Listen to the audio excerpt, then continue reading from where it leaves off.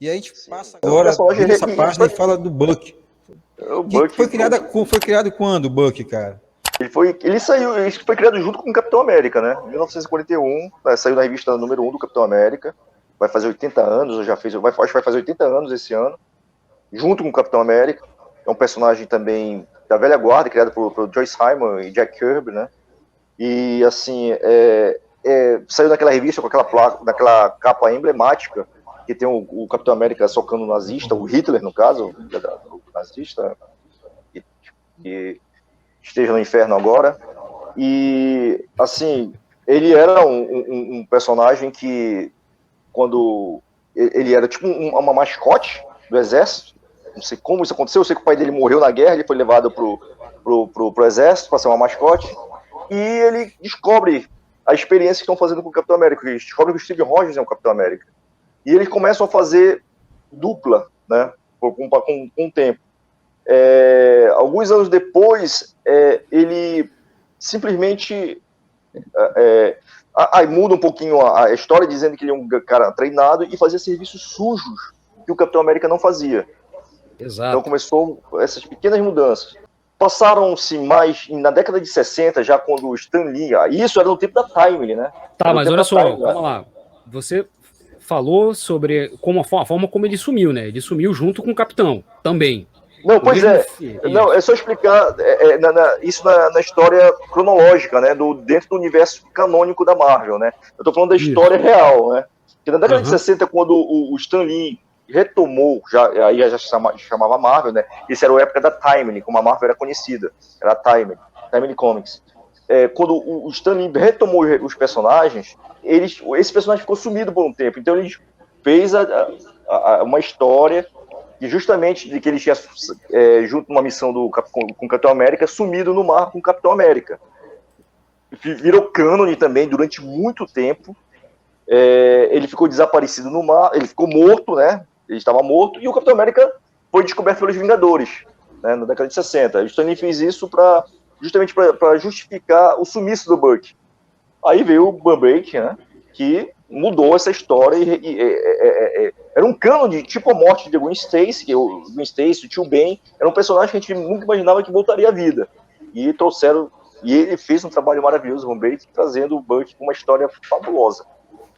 Que é essa história que vocês estão mostrando aí. Exatamente. Foi republicada nessa coleção da Salvage. A coleção da Salvage 45. Mas o arco é bem maior e é um arco de espionagem. Sim, o arco é bem maior. Assim. Também tem um Deluxe, né? Um Deluxe da Panini. Tem um Deluxe da Panini. Tu tens essa, Potter?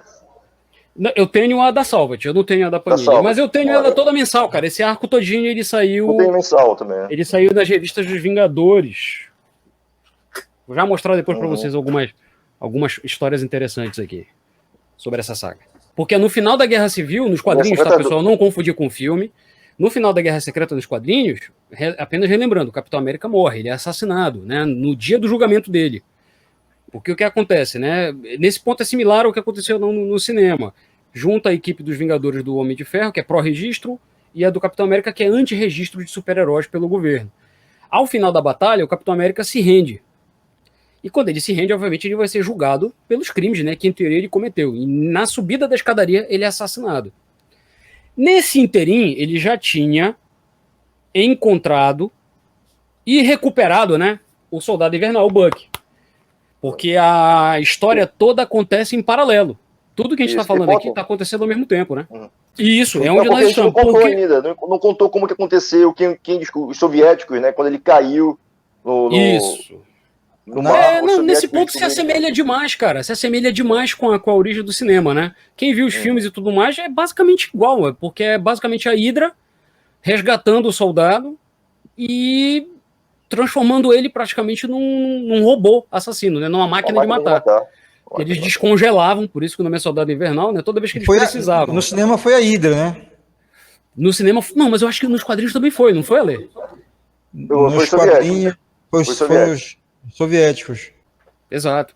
E tal qual no cinema, o Soldado Invernal, quando ele estava com a lavagem cerebral do pessoal dos soviéticos, ele era um inimigo perfeito. ele tá sempre, nos quadrinhos, ele tá sempre uns 2, 3 passos na frente do Capitão América, inclusive. Tal qual no filme, né? Nos filmes também. Ele é um estrategista muito bom.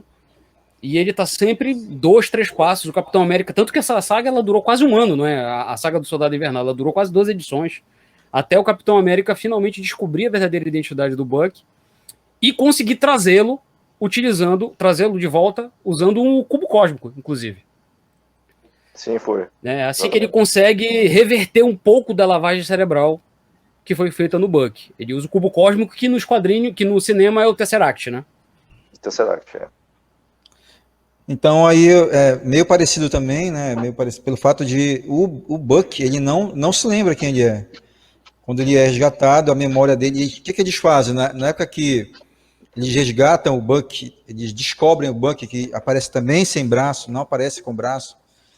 Eles recriam um braço para ele e ele fica servindo de assassino, né? Ele tinha. Ele fica pegando um alvo aqui, outro ali, de terrorismo, eram alvos específicos. Enquanto vocês estão falando, eu vou mostrando aqui o quadrinho, tá, pessoal? Eram alvos específicos do governo soviético. Então, ele, de tempos em tempos, ele saía em missões. E é por isso que ele é considerado um fantasma, era uma lenda urbana. Porque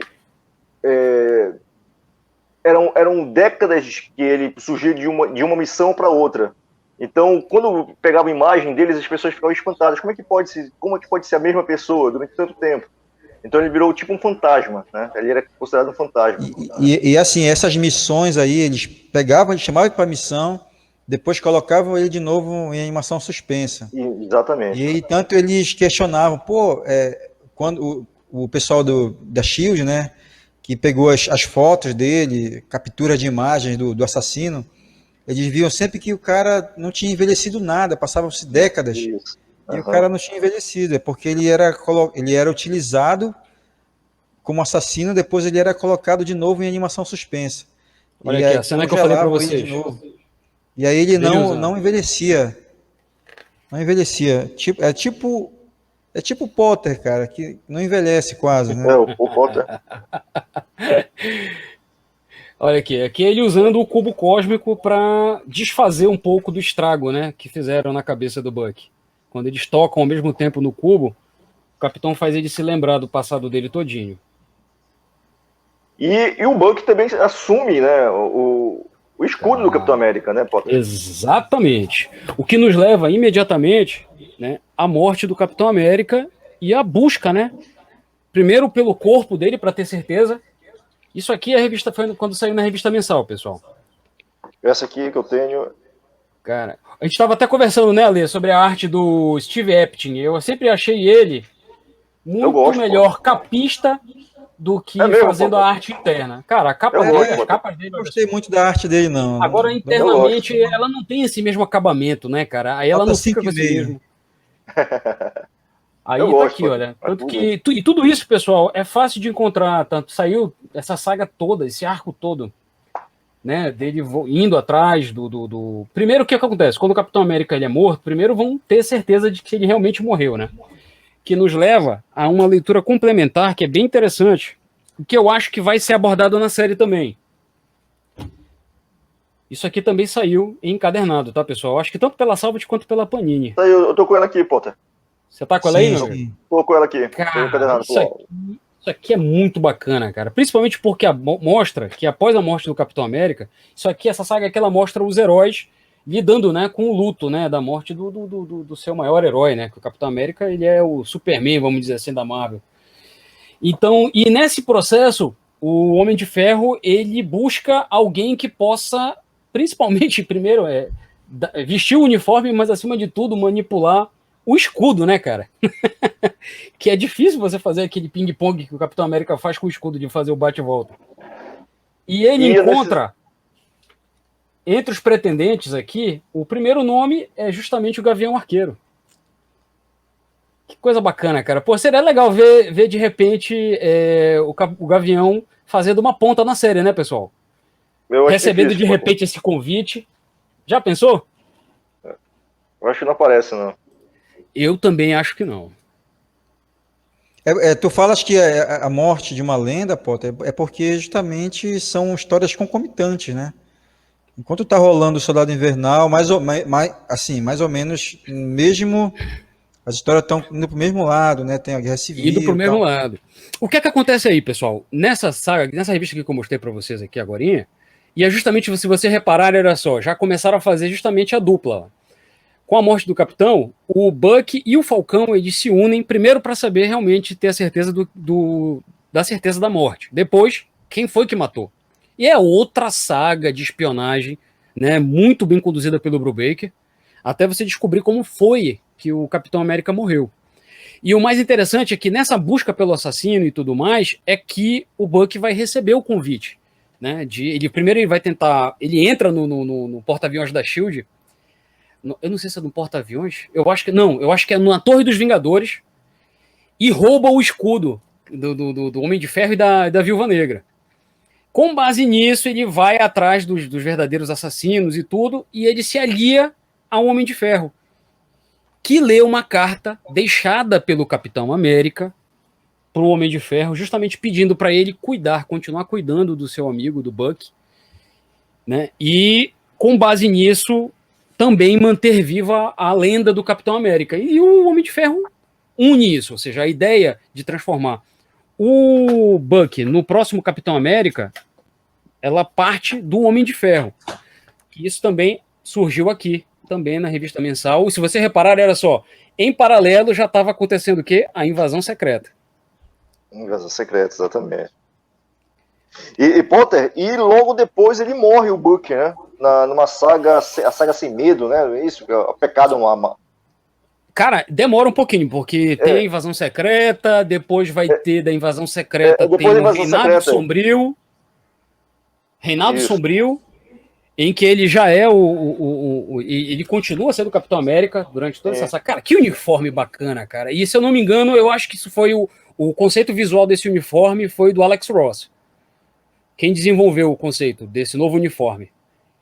Cara, aí, eu sei que nessa saga ele é morto, então, pela Pecado, né, que é a filha do Caveira Vermelha. Que surge nesse arco do Ed Brubaker. Não, eu ia falar que no final ele recebe um soro do soro do infinito do Nick Fury, né, e ele volta à vida. E ele ressurge nessa saga. Meu Deus do céu, horrível. Original, essa mesmo, Pecado Original. Em que, nessa saga, o Nick Fury, que não é besta nem nada, trouxe ele de volta à vida para ele dar sequência, né? Como o maior espião do mundo, né? Ou seja, o Nick Fury, em teoria, é dado como morto no final da saga. Eu acho que ele não é dado como morto, não. Ele vira o Vigia. E no lugar dele... Ele vira o Vigia. Ele vira o Vigia, né? Era como uma penalização. Aí o Soldado Invernal passa a assumir o manto, vamos dizer assim, do Nick Fury.